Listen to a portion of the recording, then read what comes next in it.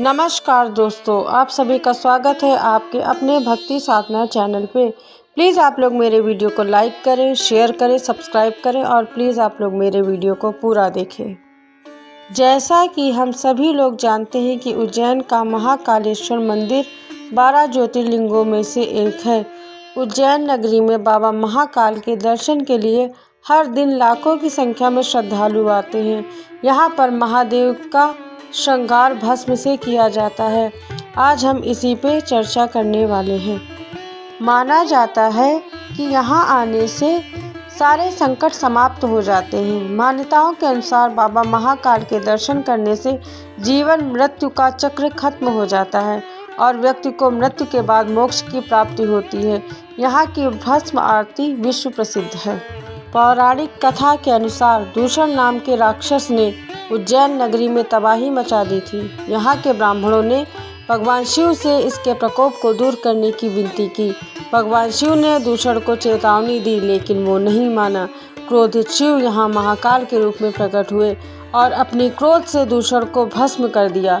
माना जाता है कि बाबा भोलेनाथ ने यहाँ दूषण के भस्म से अपना श्रृंगार किया था, इसीलिए आज भी यहाँ महादेव का श्रृंगार भस्म से किया जाता है। अब जानते हैं महाकाल की भस्म आरती से जुड़ी कुछ खास बातें।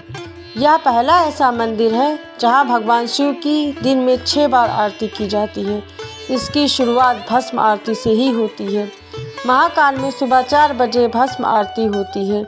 इसे मंगला आरती भी कहा जाता है।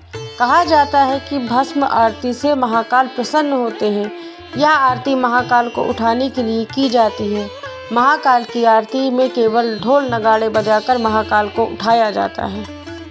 वर्षों पहले महाकाल की आरती के लिए शमशान से भस्म लाने की परंपरा थी, लेकिन पिछले कुछ सालों से अब कपिला गाय के गोबर से बने कंडे, शमी, पीपल, पलाश, बड़, अमरतास और बेर की लकड़ियों को जलाकर तैयार किए गए भस्म का इस्तेमाल किया जाने लगा है। मान्यता है कि ज्योतिर्लिंग पर चढ़े भस्म को प्रसाद रूप में ग्रहण करने से रोग दोष से भी मुक्ति मिलती है। महाकाल की भस्म आरती के पीछे एक यह भी मान्यता है कि भगवान शिव जी शमशान के साधक हैं। भस्म को उनका श्रृंगार आभूषण माना जाता है। भस्म यानी राख देह का अंतिम सत्य और सृष्टि का संचार है। बाबा को भस्म लगाना संसार के नाशवान होने का संदेश देता है। आइए अब जानते हैं भस्म आरती के कुछ नियम। भस्म आरती के दर्शन करने के लिए कुछ खास नियम हैं। यहाँ की आरती करने का अधिकार सिर्फ यहाँ के पुजारियों को होता है, बाकी लोग सिर्फ इसे देख सकते हैं। इस आरती को देखने के लिए पुरुषों को केवल धोती पहननी होती है, जबकि महिलाओं को आरती के समय घूंघट करना पड़ता है। माना जाता है कि उस वक्त भगवान शिव निराकार स्वरूप में होते हैं और महिलाओं को भगवान शिव के इस रूप का दर्शन करने की अनुमति नहीं होती है। भस्म आरती का विशेष महत्व होता है। यह अपने आप की एकमात्र आरती है जो विश्व में सिर्फ महाकालेश्वर मंदिर उज्जैन में ही की जाती है।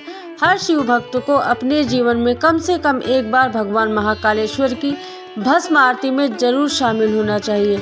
भस्म आरती भगवान शिव को जगाने, उनका श्रृंगार करने तथा उनकी प्रथम आरती करने के लिए किया जाता है।